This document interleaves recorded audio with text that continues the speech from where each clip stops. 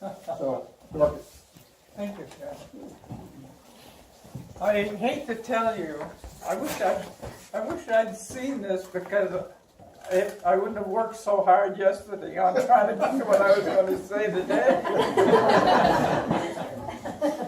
But anyway, this is a story about Jesse. It starts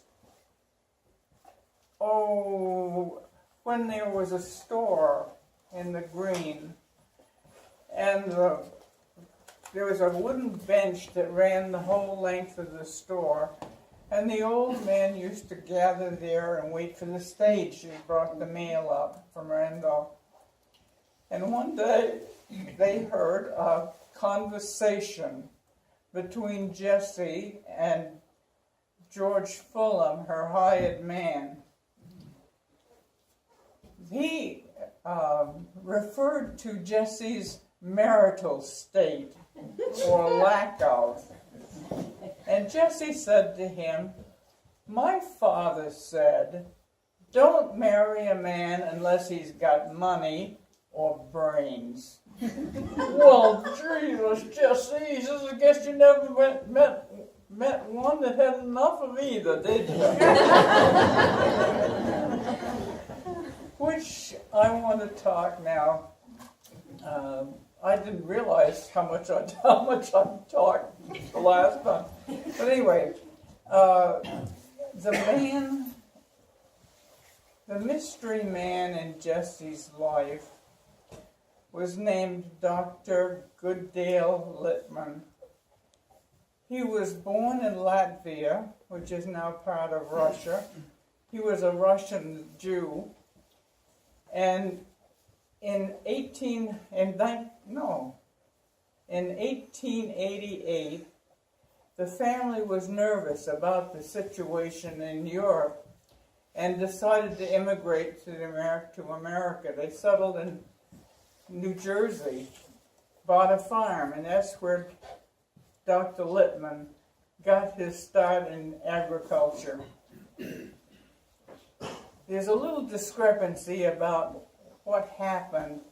He attended classes at Cornell in chemistry and bacteriology, which is they were just beginning to realize the components of soil and how important it was. Then he entered the Rutgers School of Agriculture. He was the first Jewish person to ever do that.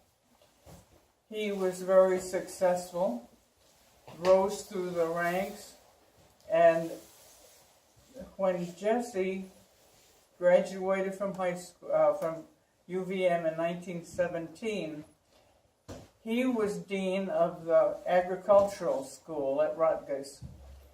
He wrote to her and said that they were looking for an assistant in the seed laboratory, and they felt that she would be the person. If she was interested, they wanted her there by the 1st of July.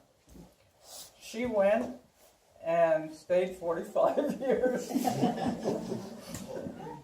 That was her first encounter with Dr. Littman.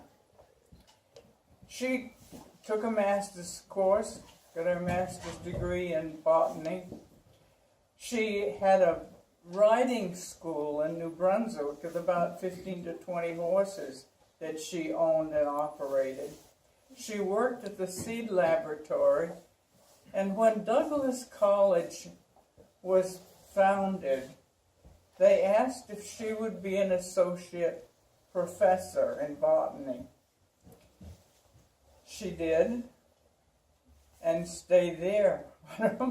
Maybe 45 years, it was a long time anyway. But in 1931, they had a seed congress, an international seed congress in the Netherlands. And Dr. Littman urged her to apply for it. She did. She got it. And it ended up, she was in the Netherlands at this huge meeting with 124 men from all over the world and Jesse. I'm sure she held her own. From there, he wanted her to see Europe. So she had a 9-week visit in Europe, which he orchestrated from his office in New Brunswick. He set her up with the people that she needed to know to get into all of the seed laboratories in Europe. He made sure that she saw the sites that you should see when you go to Europe. And he wrote to her about every 3 or 4 days. In his last letter, he said, the last thing we talked about was an invitation to Brookfield. Is that still open? And obviously it was, because Jesse brought Dr. Lippmann to Brookfield. He met Jesse's mother, and he met my grandmother, Olive, which was Jesse's sister. Evidently, they all were harmonious, and Dr. Lippmann said to Jesse, if I were you, I would make sure I bought this property of your mother's. I would add to it, and I would have a summer riding school. He said, I know that you will go back to Vermont. And Jesse said, well, that's what Vermonters do, you know. He spent many more visits. And he also named he named Green Trail.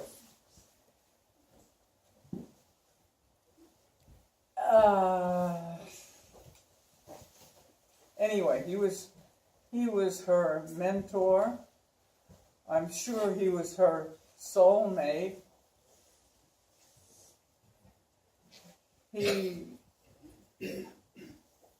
Anyway, there's all kinds of love. And I don't know. What? Yeah, I've been there. There was, well, Jesse died and Dr. Lippmann died in 1939. Jesse died in 1966. And when Jesse died, my mother inherited a ring that rumors said that Dr. Lippmann had given to Jesse. Mother wore it for 17 years. When she passed away, my father put the ring on my finger, and I wore it for 30 years. I was flabbergasted when I first got the ring and we had it appraised for our insurance policy. It was much more expensive than I had even imagined. So a few years ago, I hoped that I could give this ring to somebody that it would mean a great deal to. My daughter said she was not interested, she didn't want it. Why didn't we give it to a granddaughter who was waiting to get married? We thought it was a good idea, and we offered it to her, and they got married. And they're a very stable, caring couple that I'm sure is going to last for a long time. So,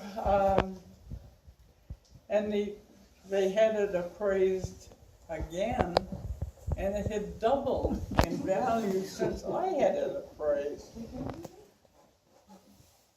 It was a very expensive ring. So, my problem is, it seems to me that it was more expensive than just a friendship ring. Thank you.